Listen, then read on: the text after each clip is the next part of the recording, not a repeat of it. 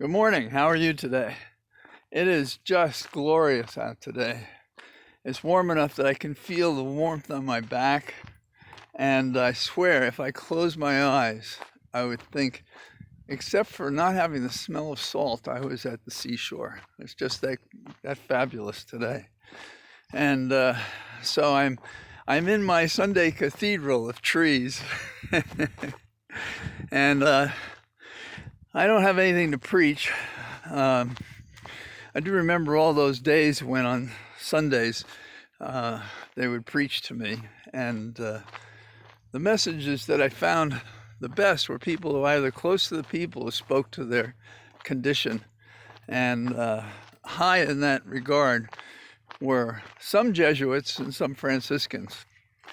But I think most of my ethos comes from the Stoics, and that's why I quote people like Seneca and others who thought in that line. Trying to build a framework for what we see around us made me think about Marshall McLuhan. I don't know if you can remember him. It's been many years since he was influential. And basically, what he was looking for was like the extension of the things by which we communicate and how it affects the content and character of the message. So if two of us have a discussion before telephones, we have one kind of experience.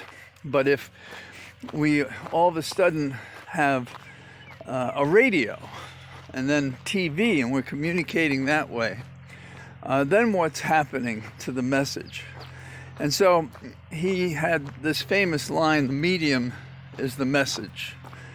And today, what we have is the content of this mechanism, which is extended from TV and radio to social media and is universal and is informing the public and disinforming the public, is a monster. And so it's changed who we are. And so there's like a divide of the ethical and the exploitive. The ethical is we speak the truth, we try to figure out what's going on. And the exploitive is those who disinform us. I see all around us society opening up, but it feels reckless to me. And I don't think it's just that we've spent this time, hunkering down because of the pandemic. I think it's because we realistically are concerned about the ongoing pandemic and how the numbers are still fluctuating. So I see more people without masks wandering around, and I don't know what they're thinking. I don't think they are thinking. Now some of us, I just got my second take of the Moderna, and the next afternoon I had 100-degree temperature. I had some chills. I had a headache, and so I took a couple of Tylenol, and I felt weak, so I took a nap. And when I woke up in the evening, it was pretty much gone, and that's the way it's been since. And that's what I've heard of others. Some are afraid of that reaction, and so aren't taking the vaccine. That's a big mistake. Others are, I think it's a get out of jail card. And the instant that they take the medicine, they believe they can do anything that they want to do in the whole world. And that's just not sensible. And I think we'll find that in the days and weeks ahead. But opening up indoor spaces, inviting people into them is a mistake. Especially when we're approaching a season where people could continue to do things out of doors. So I think we're in a perilous time. And so I'm following all the practices that we've been taught keep us safe, even though I guess in 20 days or whatever the number of days is, I should have this additional protection from the vaccine. The question is, how long does it last? Is it 90 days? Is it 6 months? Is it forever? Are we going to have a booster shot? So that's my thinking about health today, as the The waters run from the rains, and we're supposed to have some pretty serious rains later today. So this is a special part of the day in the morning.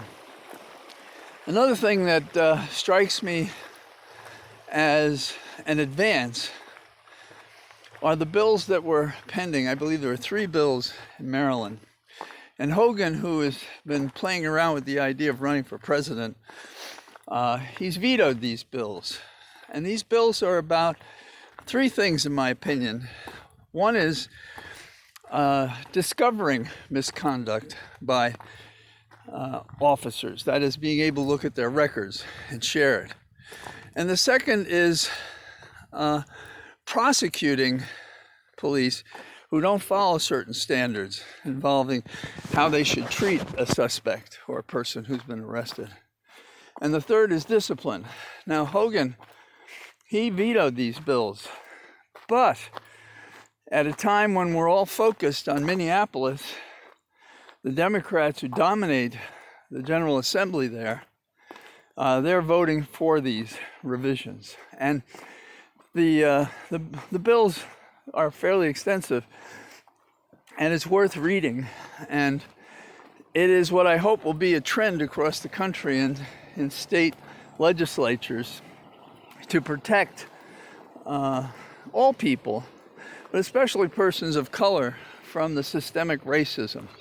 So I think this is a positive sign, and I think the trial has helped.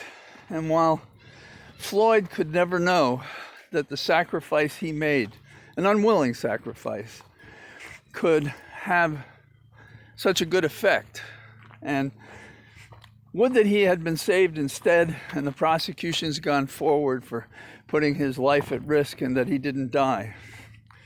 But there was something special about his case, and I think it was that the people perceived from the beginning that he suffered and could have been saved, and there were people on the scene who could have encouraged him being saved, and they were ignored.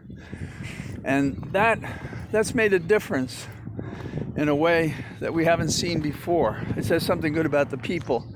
It says something good about some of the local officers who've come forward to cross that blue line to say, this is wrong, this is too far. But I have no illusions that there are other officers who thought it was fine. So, this is Sunday.